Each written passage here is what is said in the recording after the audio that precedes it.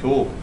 And I, for many years, taught in an art department, and everybody in that art department who was a practicing artist was absolutely delighted if somebody thought that they were marginal in some way. Okay, so the issue is, art, because of issues of power and valorization, okay, that we can't go into at any great length here. Art in Western society has occupied a mainstream and a core position.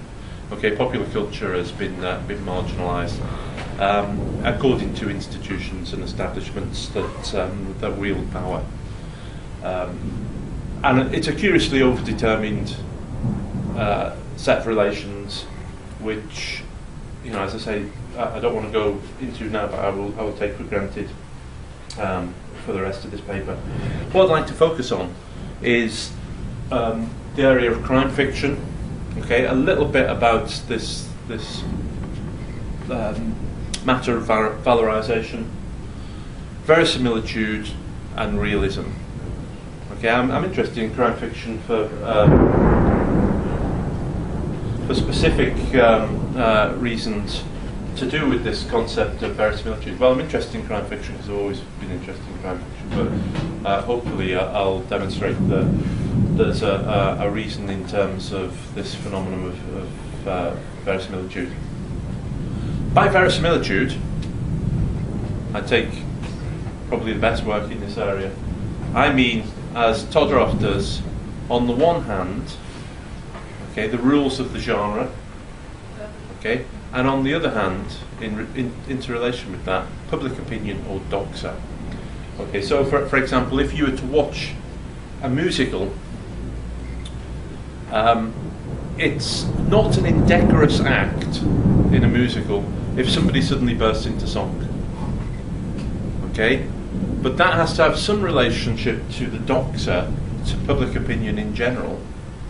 Okay, and that negotiated relationship means that if somebody bursts into song in a musical, you don't, leave the cinema and say, that was terrible. People don't sing in real life. Okay, so it's that relationship which sustains any genre. And when I refer to genre as well, I've written about this extensively. I don't mean a reified structure of a text.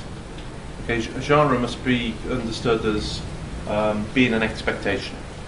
Okay, not a matter of strict rules. It's an expectation which is sustained by this relationship of verisimilitude.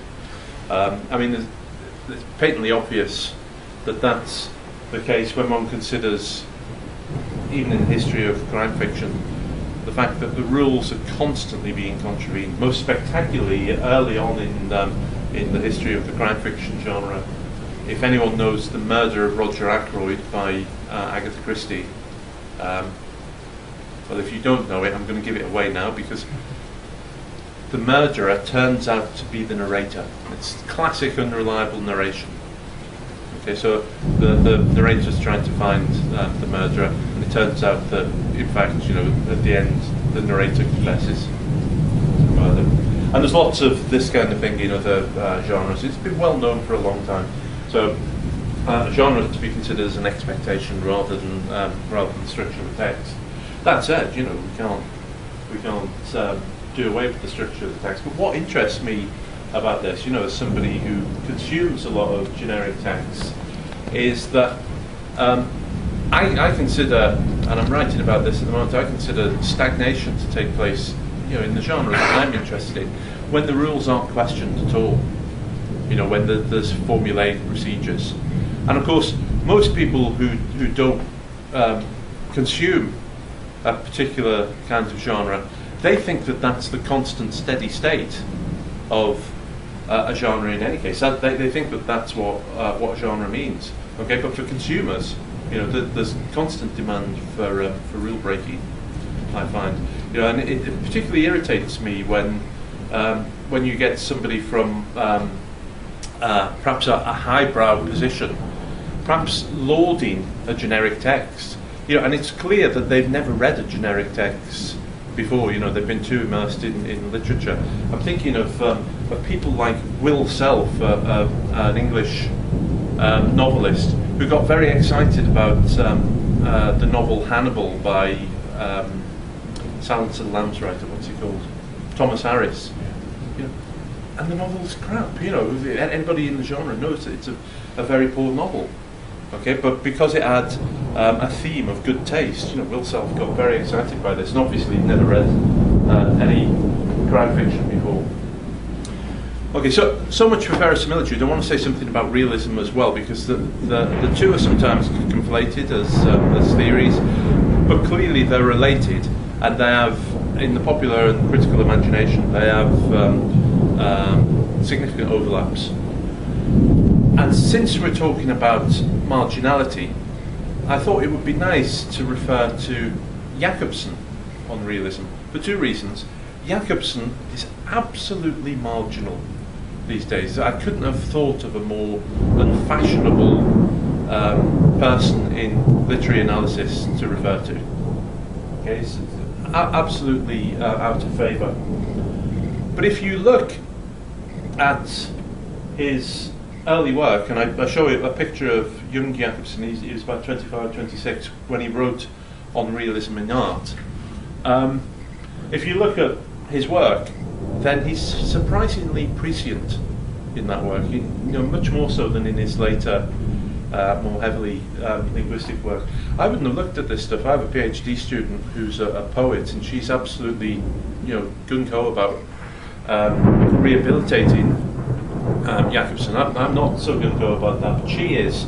And she reminded me of this essay, and I went back and read it.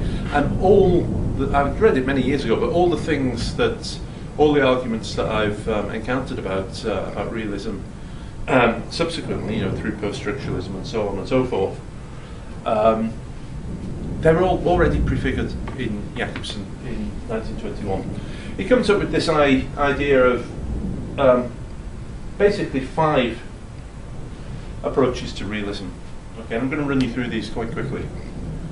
Okay, so A, realism may refer to the aspiration and intent of the author, i.e., a work is understood to be realistic if it is conceived by its author as a display of verisimilitude, as true to life. Okay, author-centered.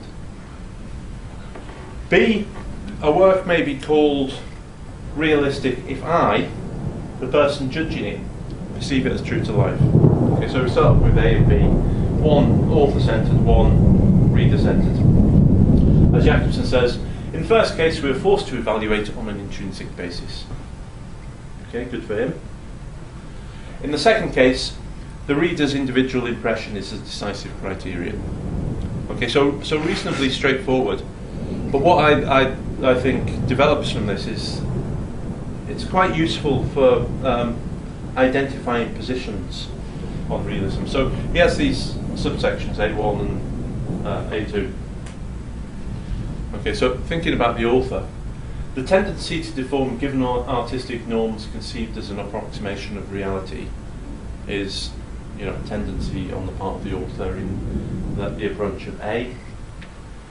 Okay, and then there's a more conservative tendency, you know, preserving tendency to remain within the limits of a given artistic tradition conceived as faithfulness to reality.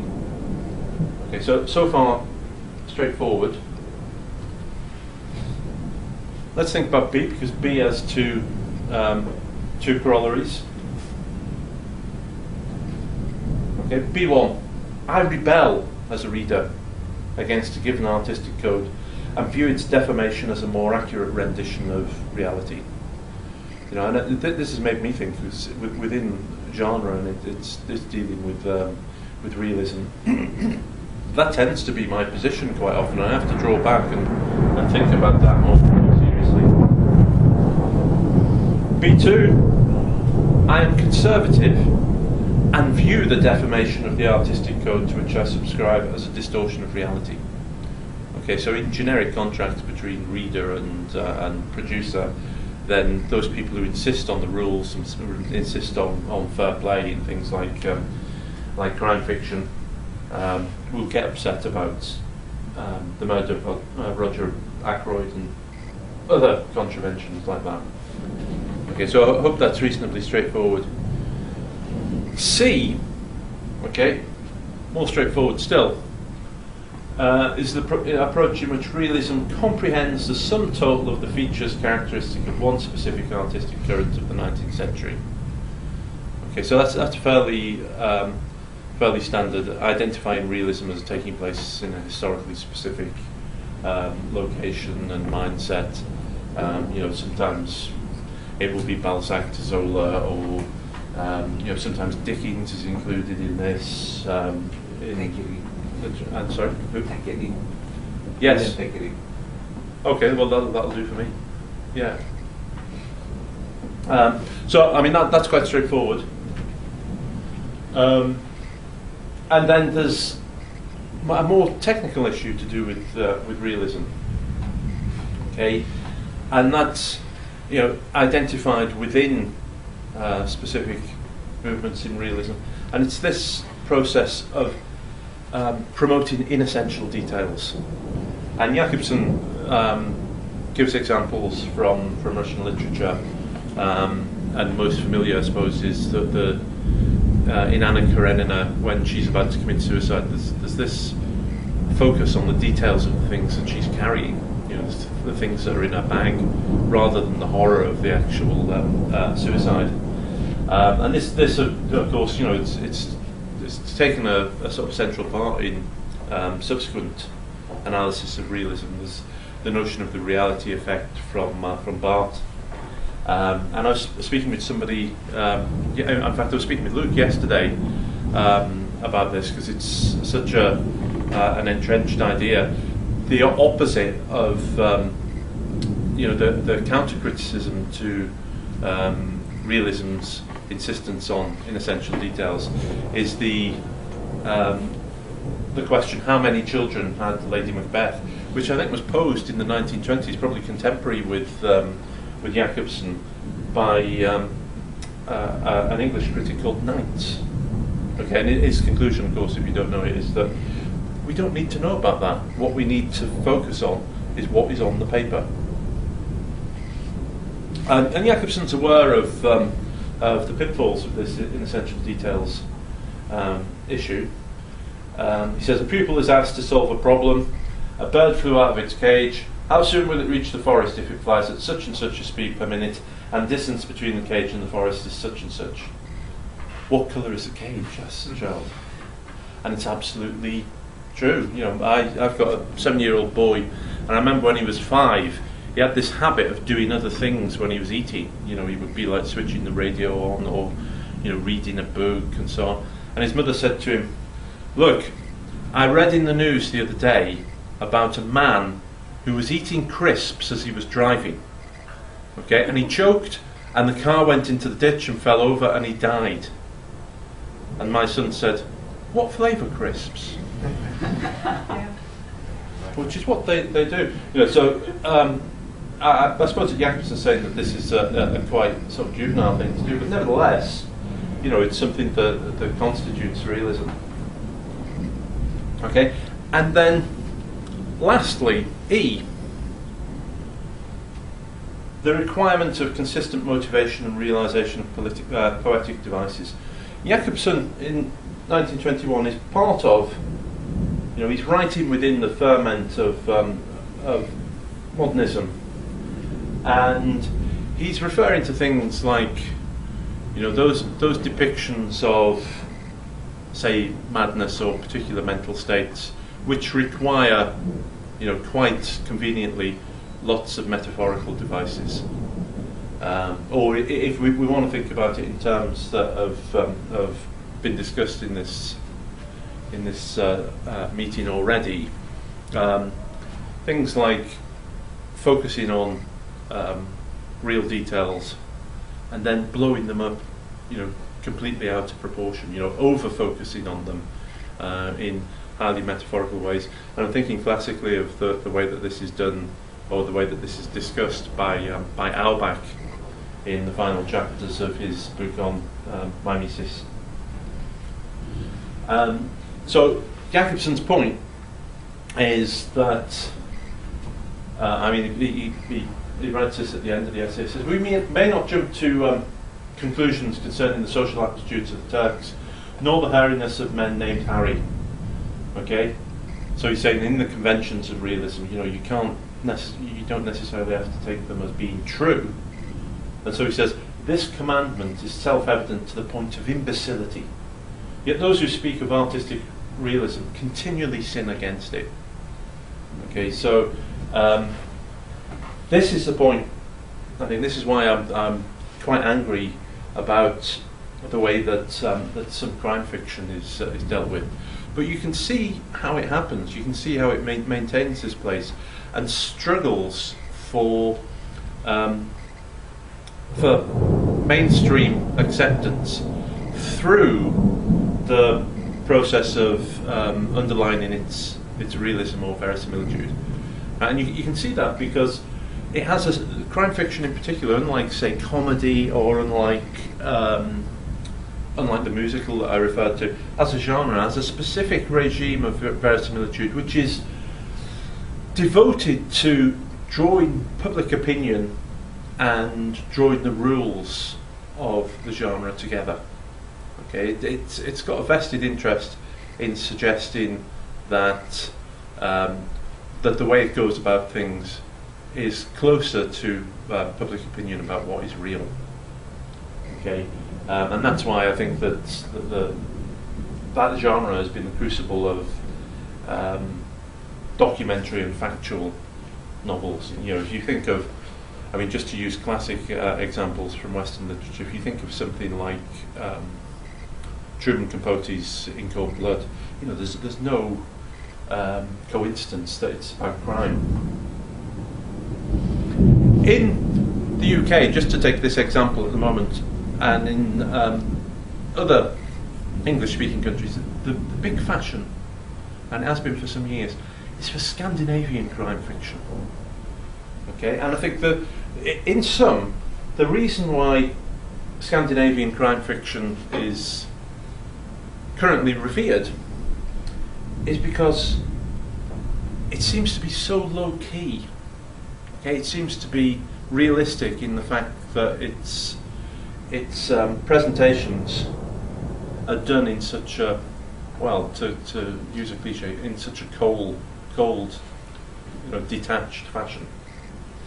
Okay, and I think of Stieg Larsson and Henning Mankell, you know, they're the kind of brand leaders of this.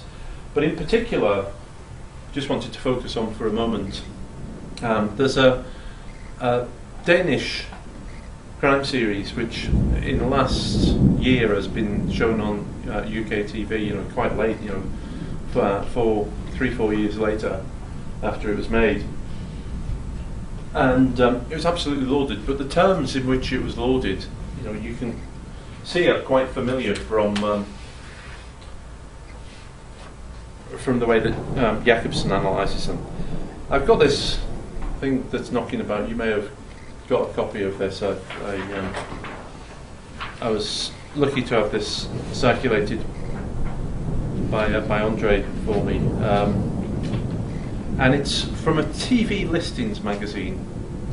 Okay, well, one of the critics was particularly interested in the killing, and she was an early champion of the killing because it was shown in a difficult time spot and on a relatively minority channel. Okay, and if you look at the front page, you know, I'm just going to read some extracts just to give you a sense of the tone of criticism that surrounds this genre. So in the middle it says, I remember the first time the writer Søren Sveistrup came with the idea. He wanted a 20-episode series with just one murder, and everyone thought, this can't be. When you do TV, there's a fear of boring audiences, so you tend to have car chases and love stories just because you don't want to lose people. It was so brave of the writer to insist on the slow pace. That is the reason why audiences like The Killing. It challenges you to go deeper. To go deeper into things.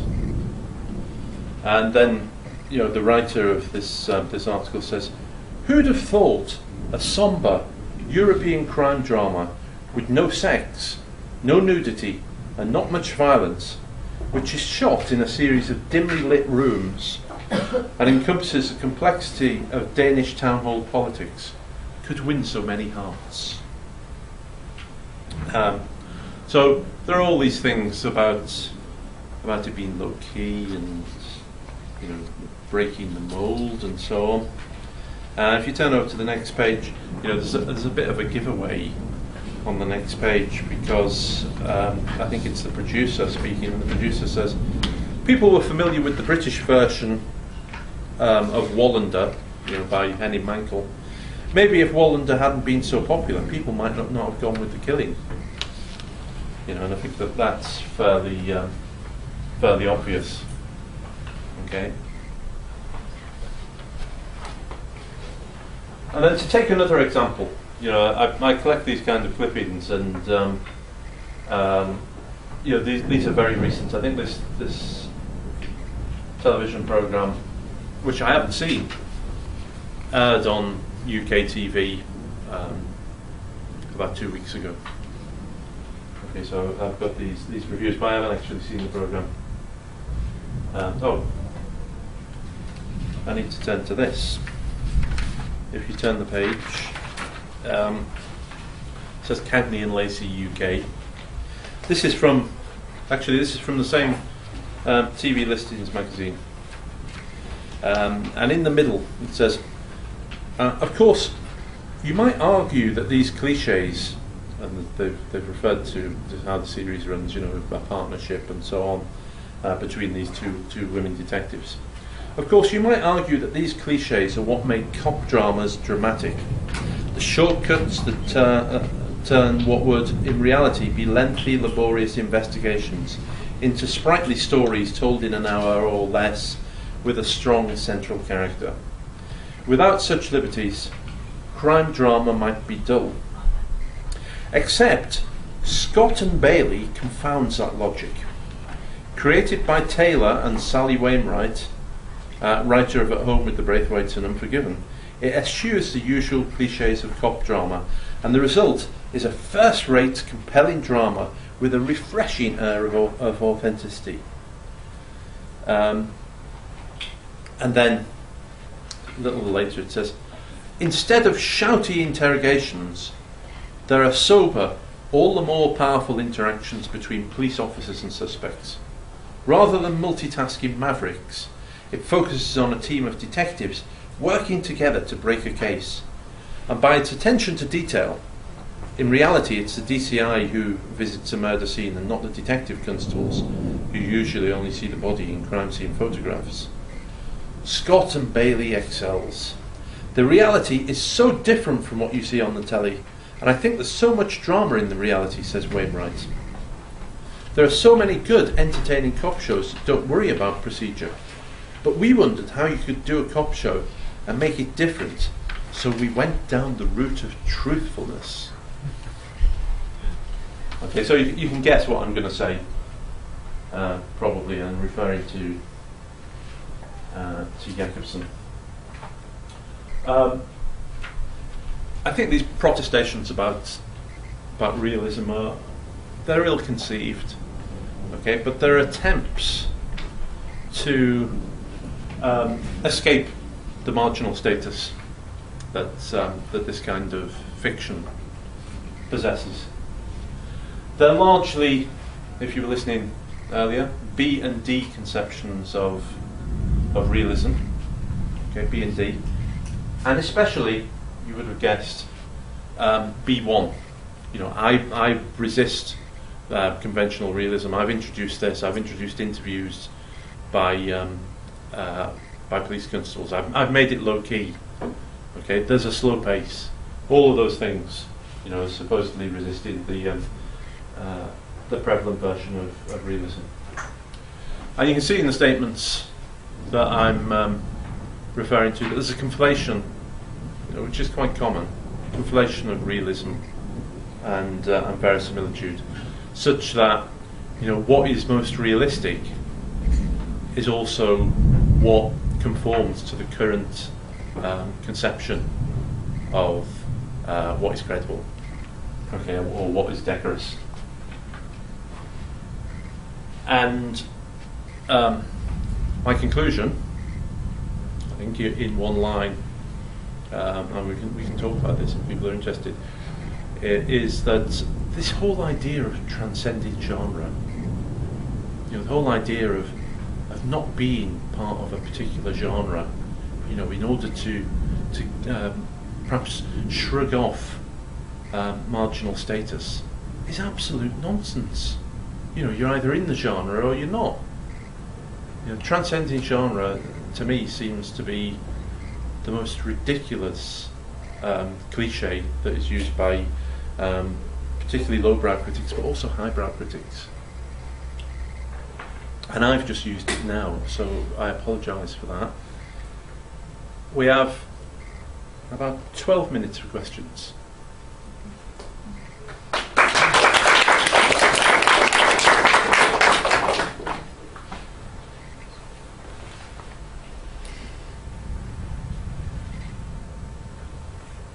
Eleven and a half.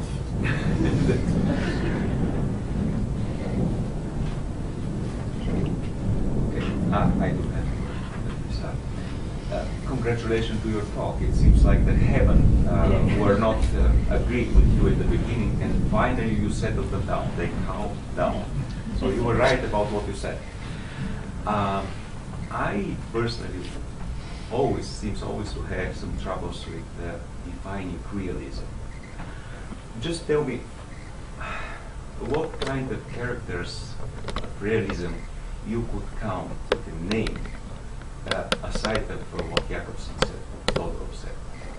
What is realistic which cannot be opinionated as realistic? First question. Secondly, I was amazed by you showing to us Scandinavian crime scenes. By us, the situation is similar. Stieg Larsson is absolutely famous here, and I myself found it reading his novels before I realized I'm reading them.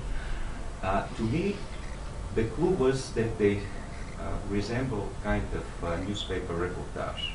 It seems like you're reading newspaper and suddenly something totally impossible happened. Like a lady shot with 3 bullets, crippled out of the grave after being there 12 hours, and she's suddenly alive. And then I decided, no, I can't say that. So a little bit more the explanation of the phenomenon of Scandinavian realism. Is this realism, literature, and fashion? Your point of view. Thank you. Okay, two interesting points. I'm glad that you asked these things. In particular, the first question about kinds of realism, the one that Jacobson doesn't deal with, of course, although he could have if he considered it a realism, is metafiction. Okay, so as I said, he's firmly embedded in modernism. He's within the ferment of modernism. The kind of metafictional impulse that is characterised by the so-called postmodern novel or postmodern fiction is not something that he talks about in relation to realism. Partly because it happens on a grander scale after he's writing. But also, I wonder whether he would consider it a kind of realism. The kind of modernist narrative that you may have in mind, and certainly I have in mind, I think that can be considered a kind of realism for the way that it blows up these inessential details in exactly the way that Auerbach said. And so it intrigues me, really does, that universities in the West, right, I'm on my soapbox again, universities in the West seem to be absolutely fixated on modernism in the humanities, and particularly in the discussion of culture. It's as though nothing's happened since modernism, and I find that a real intellectual problem in the West. And we don't need Jacobson to talk about it. I would have been interested to hear what he said. So that's my response to your first question. The second thing about reportage and Scandinavian crime fiction, there's been a strong connection, of course, in this genre not Scandinavian crime fiction in general, between its styles of writing and reportage. You know, right from the very outset. You know, if you consider Poe to be the beginning of this genre, you know, Poe was also a journalist as well. You know, and the hard-boiled school, it's well known. Some of them were journalists. Some of them were like Hemingway, trying to produce a pure fiction. The appeal of the Scandinavian crime fiction, you know, it's difficult to put your finger on it, but I think that there's something about the mentality that's depicted, and something about the style that is sufficiently insular and sufficiently alien to readers in other countries, you know, particularly in Europe, that it seems at once something very close, but something very far away, and it's kind of like a shock in some respects. The shock is wearing off, just as you know, dozens and dozens more Scandinavian crime writers are discovered and promoted in translation. But my feeling is that there's some strange thing about Scandinavian mentality as somehow very close, but also very alien. And it's a very European thing. You know, we have difference in quite a pronounced way, in a way which, for example, they don't have in the United States. You don't have to travel far in Europe to find difference and to find absolute alterity. Luke? Well, I don't want to look corners with you about modern mathematics, but isn't one of the keys to realism in crime and crime fiction, the whole question of fear? I thought you were going to talk more about it. What grips you, what terrifies you, is connected, it seems to me, with the reality effect that Barth talks about. You know, the detail that kind of did sort of come up in what I was trying to talk about. When Maurice Blanchard, of all people, talks about the sovereignty of the accidental, he's referring to a kind of hallucinatory zone where details kind of hit you in this way that, you know, that's terrifying. And that is the secret of good crime writing, isn't it? And it sort of goes by the name of realism, because it's so real, it kind of haunts you. But it's not like verisimilitude. In fact, it's unreal. Often it's kind of got this force of, you know, kind of surreal intensity. Yeah. So, in other words, fear is the key. Which is the name of a novel and a film. Sure. Fear is the key. But I haven't written so much about fear, because in work on genre, you know, fear is usually associated with horror, you know, horror genre. But I think we're on the same page, because I've written about anxiety, okay, and in the past, you know, it's often been the case that anxiety and suspense have been conflated. They've been thought to be the same. But I think what you're referring to is closer to what I refer to when I refer to anxiety, because anxiety is not a strictly textual phenomenon. No. You know, it's something which, you know, always already is to be considered as an extra textual phenomenon, and there are many sources for that anxiety in crime fiction. I think so. So I guess, not to read too much into what you're saying, but I guess that you might, or not to put words in your mouth, you might be less sanguine about the notion of textual suspense. You know, suspending, you know, concealing details, or showing events from a different kind of view. Instead, it's the anxiety that's promoted by the very depiction of specific objects. Yeah, objects particularly, and great crime writing can manage and effectively kind of get across to the reader this thing that it seems to me is not terms like genre and even style can't really cope with. And so I think there's a whole problem about the terminology. The thing that hits you in the nightmarish crime story doesn't really fit comfortably in a genre. That's my view. No, but But you're suggesting, therefore, that it transcends genre. No, I wouldn't. The term transcend is Oh, not okay. appropriate. But it raises the question about the usefulness of the certain genre to me. But that's my own. That's all the simply I want to do. But anyway. Yeah, well, It's interesting. no, I would agree. I once concluded a book on genre by saying that the efficacy of genre derives from the very fact that it doesn't exist. Yeah. Thank you. Happily, we've come to the end of the questions, and I would like to introduce from this institution Andrei Tashev. And I've forgotten the title of your paper. It's called On the Scale of Meaning. Yes. Yeah, I read it last night. Thank you.